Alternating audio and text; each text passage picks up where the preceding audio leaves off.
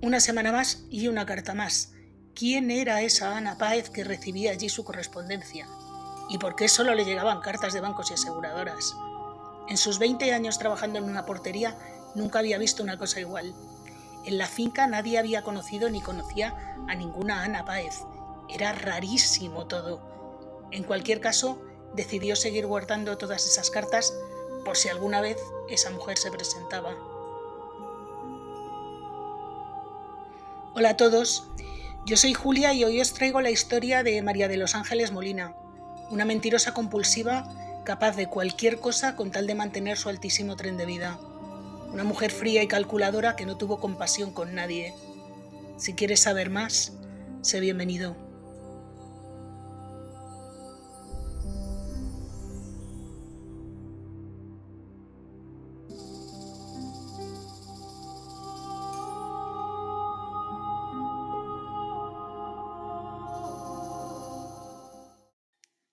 Cuando la mujer que hacía la limpieza de los apartamentos turísticos de la calle Camprodón 36 de Barcelona entró en el loft, se llevó el susto de su vida. En la sala de estar, en el sofá, yacía el cuerpo sin vida de una mujer, joven, completamente desnuda, con una bolsa en la cabeza sujeta por cinta aislante. Pasados unos minutos, cuando por fin consiguió tranquilizarse y acertar con el teléfono, decidió llamar primero a sus jefes, los dueños del apartamento, y luego a la policía para explicar lo que había encontrado. Cuando la policía llegó al loft, evidentemente encontró lo mismo que aquella mujer, que no había tocado nada, pero además advirtió que había una serie de cosas un tanto extrañas. Por un lado había una peluca tirada en el suelo, unas botas altas negras de tacón y un vaso de bebida a medio terminar. Pero no había nada más. Allí no estaba la ropa, el resto de la ropa, solo estaban las botas y la peluca. Allí no estaba el bolso, ni la documentación, ni nada, ni siquiera un cepillo de dientes que se supone que debería estar, puesto que el apartamento había estado alquilado durante al menos 3 días.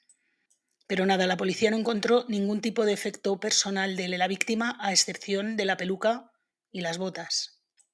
Así que la primera dificultad de la policía fue, evidentemente, conocer la identidad de la víctima.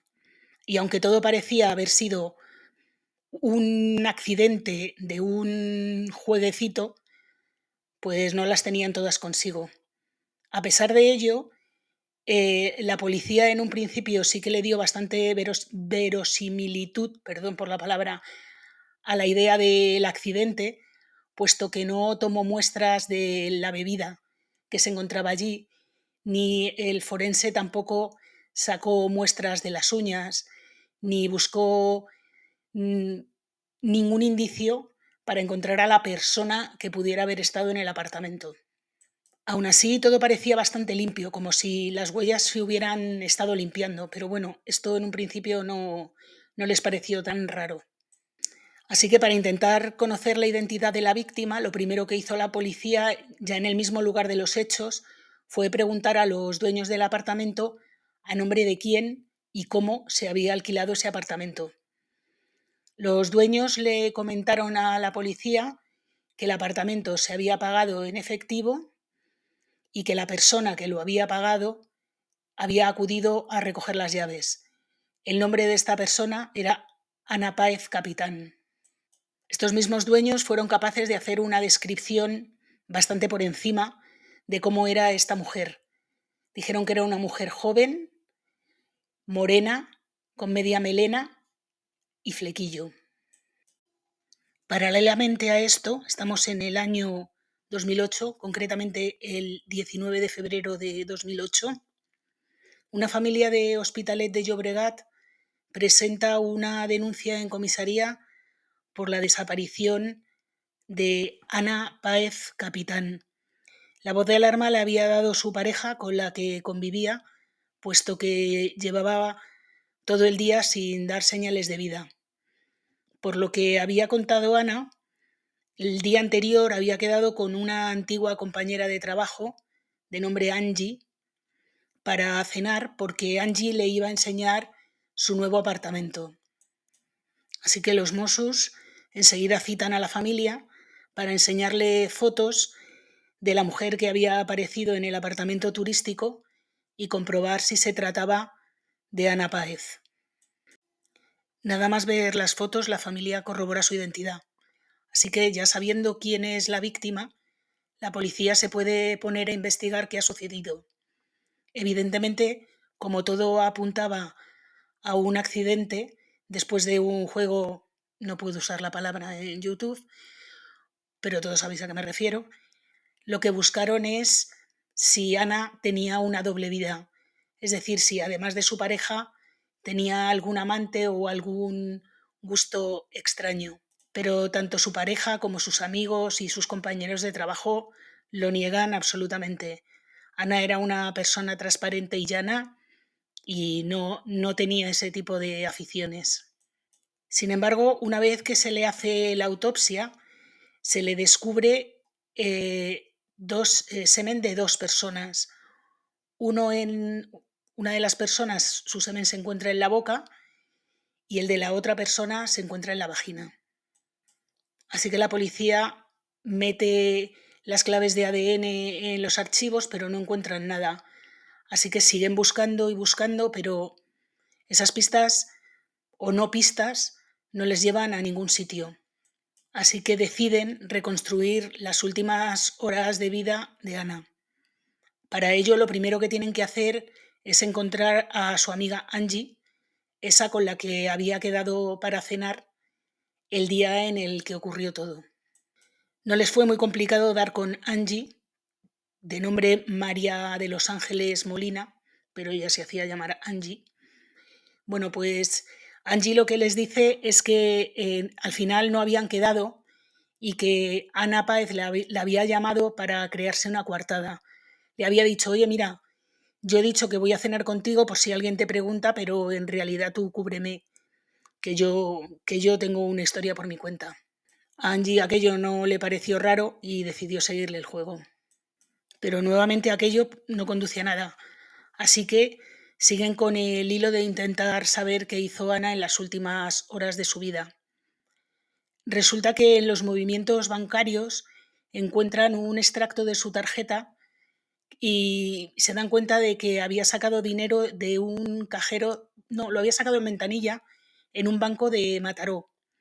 Y cuando sacan las imágenes de la cámara de seguridad, encuentran exactamente la hora a la que se supone que Ana había ido al banco. Pero a la policía le resulta muy extraño que fuera Ana, puesto que a esa hora se encontraba trabajando en la otra punta de la ciudad, con lo cual no les cuadra mucho, puesto que además sus compañeros de trabajo ratifican que ella había estado allí, no había salido durante todo el día. Así que con esa imagen de las cámaras de seguridad enseñan a la persona que sale, que es una mujer de pelo moreno, con el mismo pelo básicamente que la peluca que encontraron en el apartamento. Se le enseñan amigos y familiares y rápidamente les dicen que esa es Angie. Y así la policía encuentra su primera pista y su primera sospechosa, María de los Ángeles Molina. ¿Pero quién es María Ángeles Molina?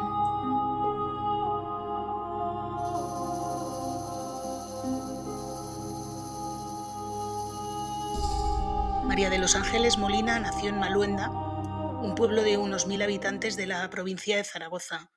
Sus padres, Vicente y Piedad, eran taxista y ama de casa respectivamente, y la familia llevaba una vida normal, sin grandes lujos, pero sin grandes privaciones. Sin embargo, Angie, como se hizo llamar después, era una niña bastante caprichosa que solía montar grandes berrinches si no conseguía lo que quería. Sin embargo, fue un estudiante bastante mediocre que dejó los estudios a los 16 años y poco después se trasladó a vivir a Barcelona a compartir piso con unas conocidas. Para ganarse la vida se dedicó a la pros, y no puedo seguir, no me entendéis, y ya con 17 o 18 años tenía una cartera de clientes bastante considerable, clientes además bastante adinerados. Fue en ese momento cuando adoptó el nombre de Angie. A mediados de los años 80, Angie se traslada a vivir a Gran Canaria, donde sigue trabajando de lo mismo que trabajaba en Barcelona, además de trabajar de camarera en bares de copas. Allí es donde conoce al empresario argentino Juan Antonio Álvarez. Rápidamente se enamoran y tras 2 años de relación se casan y tienen una niña a la que ponen de nombre Carolina. Juan Antonio era un hombre bastante adinerado, no se puede decir que millonario, pero sí que vivía bastante acomodadamente, por lo que Angie dejó su pluriempleo y se dedicó a gastar el dinero de su marido a manos llenas. Tenía coches de lujo que cambiaba muy frecuentemente, ropa de marca, joyas y sobre todo dilapidaba grandes sumas de dinero en el casino. Esta forma de consumir y de gastar es lo que crea grandes problemas en la pareja. Tanto es así que Juan Antonio está decidido a pedir el divorcio de Angie. A esto se suma además que Angie solía hacer frecuentes viajes a Barcelona que duraban incluso varias semanas, durante los cuales prácticamente no hablaba con su marido, ni siquiera con su hija. Juan Antonio llegó incluso a contratar a un detective privado para saber qué hacía María de los Ángeles en estos viajes.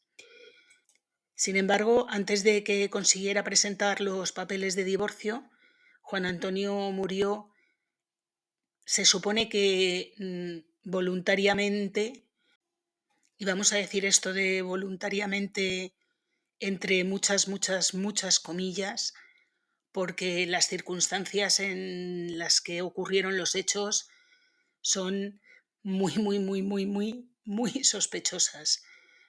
Pero bueno, volvamos a María de los Ángeles. En este momento se traslada a vivir permanentemente a Barcelona con el dinero que había heredado de Juan Antonio, alrededor de 40 millones de pesetas, y se lleva a su hija y la matricula en un colegio carísimo. Estamos en noviembre del año 1996. Nuevamente he recurrido a la calculadora de inflación para saber a cuánto equivaldrían 41 millones de pesetas a día de hoy, y equivalen a 460.000 euros. Adicionalmente, la casa en Gran Canaria que poseía la pareja, Angie la alquila. En el año 2008, esta casa estaba alquilada por unos 3.000 euros al mes. Y además, Angie intenta cobrar varios seguros de vida que tenía suscritos Juan Antonio, pero las aseguradoras se niegan porque al tratarse de un autodesvivimiento, digamos, no se pueden cobrar los seguros de vida. Una vez instalada en Barcelona, Angie alquila una casa en el barrio de Bonanova, que es un barrio carísimo, y como ya he dicho antes, matricula a su hija en un colegio privado que le costaba un dineral. Para mantener sus carísimos gustos, encuentra un trabajo como jefa de personal en una importante empresa textil de la ciudad condal. Yo no sé cómo esta mujer consiguió un trabajo en el que se supone que ganaba también unos 3.000 euros sin ningún tipo de formación. Es que no tengo la más mínima idea, pero bueno, el caso es que desempeñaba este puesto. Fue precisamente en esta empresa en la que conoció a Ana Páez. Ana Páez era una diseñadora de moda, alegre y confiada, con la que curiosamente mantuvo una relación cordial pero distante durante los años que trabajaron juntas. Realmente su relación de amistad se entabló una vez que Angie salió de la empresa. Cuentan, cuentan las malas lenguas que Angie salió de la empresa porque tuvo un problema muy gordo con la mujer del dueño. No se dan más detalles, pero bueno, yo tengo mis ideas acerca de por qué tuvieron esta bronca, que en mi cabeza y sin ninguna prueba es por el mismo motivo por el que Angie, sin ningún tipo de formación, consiguió el puesto de jefa de personal. Pero bueno, estos son imaginaciones mías. Cuando pierde el trabajo, pierde también estos ingresos. Angie se dedica a pedir préstamos por valor de unos 15.000 euros en un montón de entidades bancarias de Barcelona. En total, entre abril de 2006 y noviembre de 2007, contrató 6 créditos por un total de 102.415 euros y además sumó 10 seguros de vida por un total de 840.000 euros.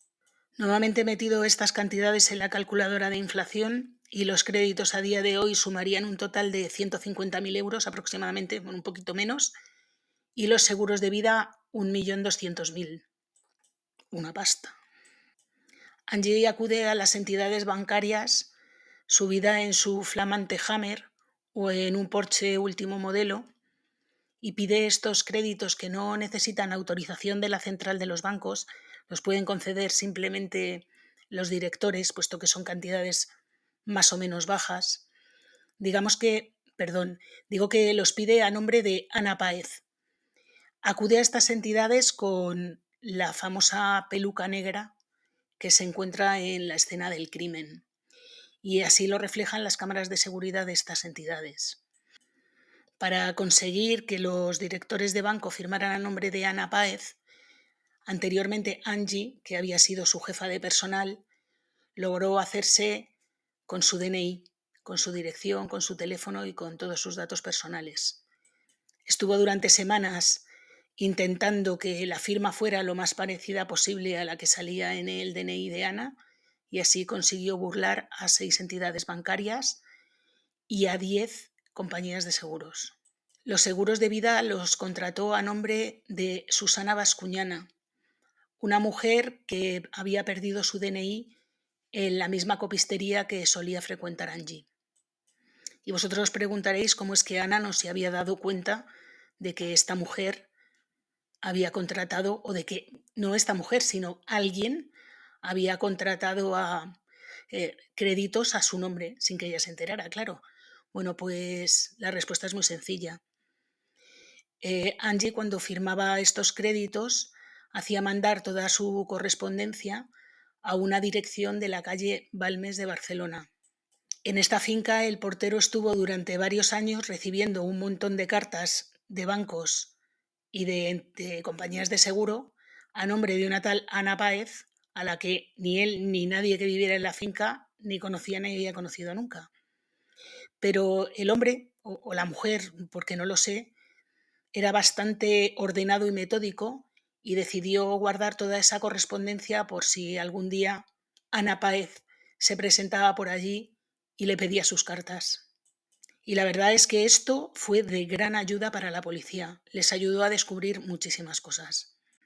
Y así llegamos al 19 de febrero del año 2008. Vamos a hacer un pequeño resumen de la situación en la que se encontraba Angie porque creo que es importante después de tanto lío. Angie había llegado a Barcelona con todo el dinero que le había dejado su marido, pero aún así no tenía bastante. Se había fundido los 40 millones de pesetas, el dinero que recibía del alquiler de la vivienda, que en aquella época no sé lo que era, en el año 2012 3.000 euros, pero supongo que estaría por ahí. No tenía ya el trabajo en la empresa textil, pero sí había conseguido créditos por valor de unos 100, no recuerdo exactamente la cifra, más de 100.000 euros. Pero tampoco le quedaba dinero. Y además había suscrito 840.000 euros en seguros de vida, cuya beneficiaria era Susana Bascuñana. Así que Angie necesitaba urgentemente, pero urgentemente, dinero. Y en este momento la única manera que tenía de conseguir dinero era cargándose a Ana para poder cobrar los seguros de vida que estaban suscritos a nombre de Susana Bascuñana, pero ella tenía su DNI y todos los datos para poder cobrarlo.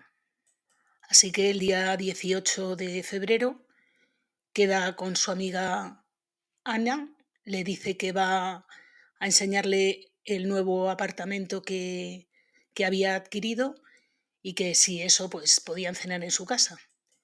Cuando Ana llega al apartamento, que era el apartamento turístico donde luego la encontraron, Angie había preparado unas bebidas y dentro del vaso, se supone, todo esto supuestamente, dentro del vaso que le dio a Ana había algo para dormirla.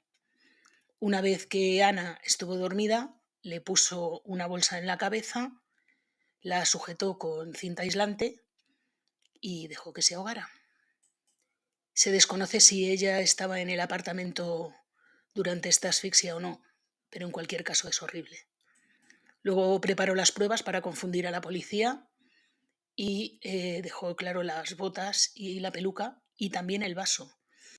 Un vaso cuyo contenido la policía nunca analizó. La policía estaba bastante segura que esto es lo que había ocurrido y cómo había ocurrido, pero les faltaba atar algunos cabos. Uno, cómo era posible que se hubiera encontrado semen de 2 personas en el cuerpo de Ana. Y otra, cómo era posible que Angie tuviera coartada para el día de los hechos. Porque resulta que cuando a Angie le preguntaron que qué estaba haciendo la noche en la que falleció su amiga, ella contó que había ido a Zaragoza a recoger las cenizas de su madre, las cenizas de una madre que había fallecido un año antes y hasta ese momento no había sacado un ratito para ir a por ellas. Y justo casualidad va el día que pasa todo. Bueno, el caso es que ella cogió su Porsche 911, que coge unas velocidades de vértigo, cogió la autopista y pagó todos los peajes de ida con tarjeta de crédito. Sin embargo, de la vuelta no queda constancia de ningún recibo. Se supone que lo pagó en efectivo. En el tanatorio corroboran que Angie recogió las cenizas de su madre y tienen incluso la hora porque ella firmó un recibo en el que figuraba ese dato, claro. Entonces la policía hace una reconstrucción de los hechos y se dan cuenta que Angie pudo llegar perfectamente a las 8 de la tarde, que es la hora en la que había quedado con Ana en su apartamento, a pesar de haber salido a mediodía de Barcelona y llegar a las 5 a Zaragoza. Pero claro, con el coche que tenía y las velocidades que alcanza no le fue difícil llegar hasta Barcelona. Para los que no seáis de España, entre Barcelona y Zaragoza, además de una autopista de peaje estupenda, hay unos 300 kilómetros, con lo cual si llevas el coche a más de 150 kilómetros por hora, es perfectamente plausible llegar a Barcelona en menos de 3 horas. Para saber cómo había llegado el semen de 2 personas al cuerpo de Ana, la policía investiga en los clubes de alterne que había en toda la zona de Barcelona. Esto lo hacen porque encuentran en el ordenador de Angie búsquedas de gigolos en Barcelona. Y resulta que dan con un local al que ha acudido una mujer con una peluca morena, con flequillo, diciendo que necesitaba el servicio de 2 hombres. Cuando hablan con ellos, le cuentan a la policía que esta mujer les pidió una cosa extrañísima, y era que no quería mantener relaciones, simplemente quería sus fluidos, porque había hecho una apuesta con una amiga y los necesitaba para corroborar que había cumplido con la apuesta. Así que con todas estas pruebas, la policía detiene a Angie. Cuando la policía hace un registro de la casa de Angie, encuentran el DNI y toda la documentación que había utilizado para pedir los créditos y los seguros de vida, los encuentran en el apartamento de Angie. Además, en el ordenador encuentran también búsquedas de cómo adormecer a alguien. Por su parte, la pareja de Angie en ese momento, un empresario catalán, encuentra en su propio apartamento, detrás del váter, una bolsita con el DNI de Susana Bascuñana. Ah, por cierto, y en el apartamento de Angie encuentran también una peluca rubia, porque en la foto del DNI de Susana Bascuñana esta aparecía con el pelo corto rubio, y esto es lo que utilizó para ser la beneficiaria de los seguros de vida. En febrero de 2012, tras 4 años en prisión preventiva, Angie afronta el juicio por la muerte de Ana Páez. Después de 6 días de vistas y tras al menos 3 semanas en las que el juez elaboró la condena, María de los Ángeles es condenada a 22 años de prisión. El forense que la examinó la definió como una persona con rasgos psicopáticos, fría, con falta de empatía y bastante manipuladora. De hecho, en las imágenes que se pueden ver del juicio se la ve imperturbable. Ella nunca ha reconocido los hechos y, por supuesto, nunca ha pedido perdón a la familia de la víctima. Sin embargo, aquí no acaba la historia de Angie, ni mucho menos, porque unos años después, la familia de su marido, aquel que falleció en extrañas circunstancias, consiguió, gracias al trabajo de unos investigadores, que logró reabrir el caso. Por lo visto, Juan Antonio Álvarez, el marido de Angie en Gran Canaria, eh, para autodesvivirse, resulta que tomó un compuesto que es el que se utiliza para limpiar los lavavajillas, que tiene un sabor horroroso. Por lo tanto, los investigadores dicen que es bastante improbable que lo hubiera tomado de manera voluntaria o incluso accidental. Y lo que suponen es que este hombre tomaba unos comprimidos de vitaminas todos los días y Angie escondió el veneno, digamos, en uno de estos comprimidos. Lo mezcló con todos los demás para que fuera él el que se lo tomara. Cuentan las amistades de Juan Antonio que este hombre no había presentado ni depresión ni tenía ningún tipo de problema más que todo el dinero que gastaba su mujer. Y las pruebas que había conseguido el detective que él había contratado, que resulta que decían que Angie necesitaba dinero porque con lo que le daba su marido no era suficiente y entonces se iba a Barcelona, hacía esos viajecitos esporádicos a Barcelona a retomar su trabajo de pros y así sacarse un dinerillo. Y además también, por lo visto, estaba chantajeando a un empresario con unas fotos que le había tomado durante uno de sus encuentros y por lo visto le sacó bastante dinero. Pero todo esto supuestamente porque nunca se ha llevado a juicio. La policía y los investigadores además encuentran pruebas de que Angie ya tenía pensado volver a Barcelona, puesto que antes de que todo esto pasara, ella ya había matriculado a la niña en el colegio carísimo al que luego fue y había iniciado los trámites para llevarse su carísimo coche hasta Barcelona. Sin embargo, ninguna de estas pruebas fue suficiente para condenarla y el caso fue sobreseído definitivamente en el año 2018. A día de hoy, Angie sigue en la prisión de Brians 1, donde recibe las visitas regulares de su hija Carolina, la que tuvo con su marido en Gran Canaria, una hija que nunca la ha considerado culpable y que la defiende a capa y espada, aunque realmente de la hija ni siquiera se tienen imágenes y nunca se ha sabido su identidad. Quiero decir físicamente que no se sabe quién es, cosa que por otra parte me parece muy bien. Además de esto, una curiosidad, y es que Angie comparte cárcel con Rosa Peral, la famosa guardia urbana que también tiene una historia truculenta, y por lo visto son enemigas confesas. Claro, estas dos personalidades tienen que chocar inevitablemente. O se hacían íntimas o se hacían íntimas enemigas. Y ha sucedido lo contrario. Por lo visto, cada una tiene su camarilla de presas a las que, digamos, explota convenientemente cada una a su favor. Esto cuentan. Y realmente me lo creo, porque este tipo de gente suele llevar una conducta ejemplar en prisión y se saben rodear muy bien, muy, muy bien. Por si todo esto fuera poco, el Tribunal Supremo le rebajó la condena de 22 años a 18 porque no encontraron pruebas de que la víctima fuera sedada.